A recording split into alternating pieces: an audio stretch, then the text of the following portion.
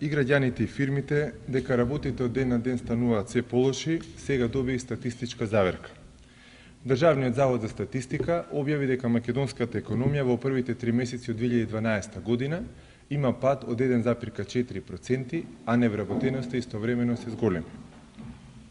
Владата очигледно нема идеи како да се справи со оваквата тешка состојба, а притоа ги игнорира добронамерните предлози на СДСМ. Без оглед на тоа, СДСМ ќе продолжи да предлага мерки за полесно преживување на 2012 година.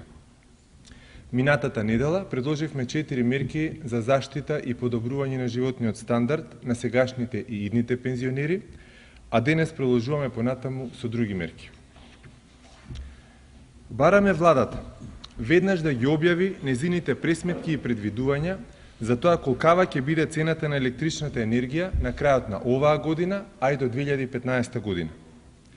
Република Македонија има преземено обврски кон меѓународната енергетска заедница, кој треба да ги исполни, а тоа директно ќе влијае во насока на поскапување на струјата.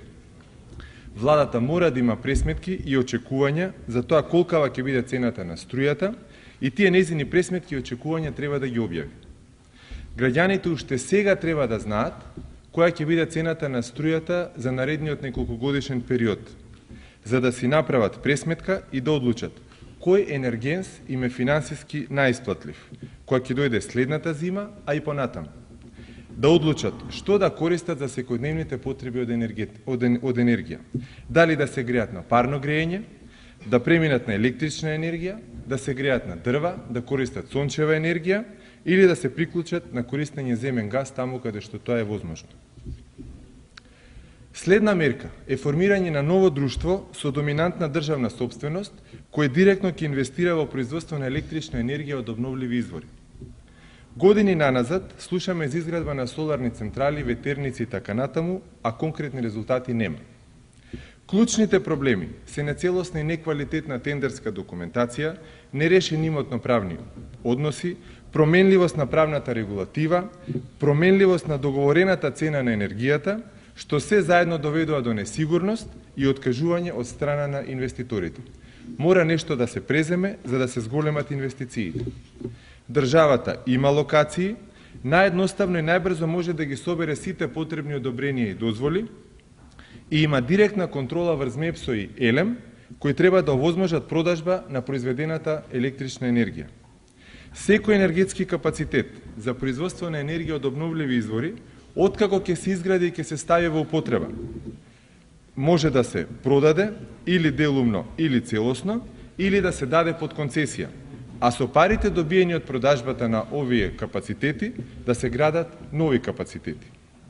Со ваквата мерка не се руши слободата на пазарот и конкуренцијата, затоа што колку и да се произведе енергија, таа ќе се продаде по пазарна цена.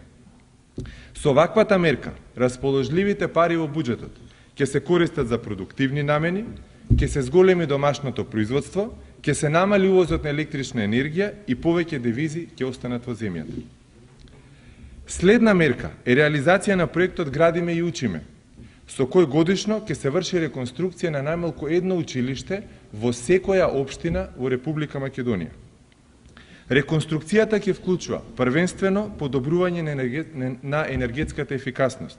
Тоа значи фасади, изолација, прозорци, врати, системи за грејење и така натаму, но не исклучува и други зафати доколку тие се неопходни.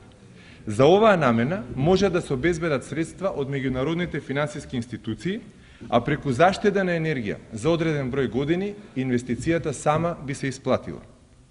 Велиме годишно најмалку по едно училиште во секоја општина, за да се подобрат најпрвен условите за децата, онаму каде што тие услови се најлоши, во селата и по малите градови.